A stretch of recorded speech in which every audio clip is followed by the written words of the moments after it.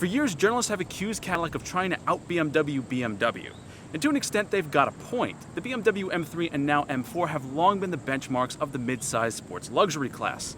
But now, Cadillac has something to battle the German giants, the ATS-V. Well, they haven't played it safe with the way the car looks, that's for sure. The ATS-V still follows the arts and science design motif Cadillac debuted over a decade ago, but really it's matured wonderfully. The ATS-V looks slim and lean, managing to be beautifully angled without carrying the bulk of recent Cadillacs. Oh, and in case you have to ask, yeah, it's quick.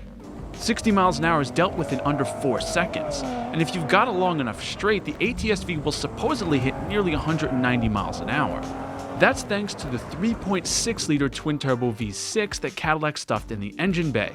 It's good for 464 horsepower and 445 foot-pounds of torque, which is, well, a lot. It's a good thing the ATS-V has so much power because, let's be honest, this is not a light car. At 3,700 pounds, it's nearly as fat as a V8 Mustang, but despite this, it somehow manages to be really lively and actually really fun to drive, even on small roads. Now, our test car came with the 8-speed automatic, which is a few tenths of a second faster than the manual. Normally, if a car has a manual option, I'm all for it, but I don't really think I'd miss it here. It's definitely a bit busy at low speeds, but generally the automatic predicts what you want when you want it with surprising skill. Shifts are quick and give you a satisfying hit every time. Something not so great is the inside of the ATS-V.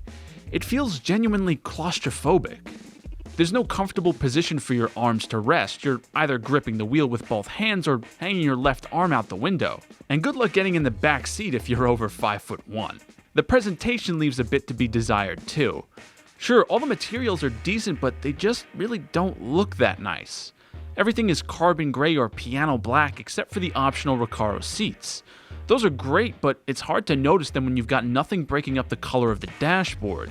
Never mind the black center stack with no physical buttons. The interior isn't the ATS-V's big problem though. It's the brakes. They're huge Brembos, but they're only adequate. They'll stop the Cadillac, but the soft pedal doesn't exactly inspire confidence. Still, I really enjoy driving the ATS-V. There's something about it, it just has so much presence. Now, the ATS-V starts at $63,000, but the one we were given as a test car was about $73,000, which is about on par with its rivals. Maybe it doesn't have the brand power of a German car, and it definitely doesn't have the personality of one. But you know what? Maybe that's a good thing.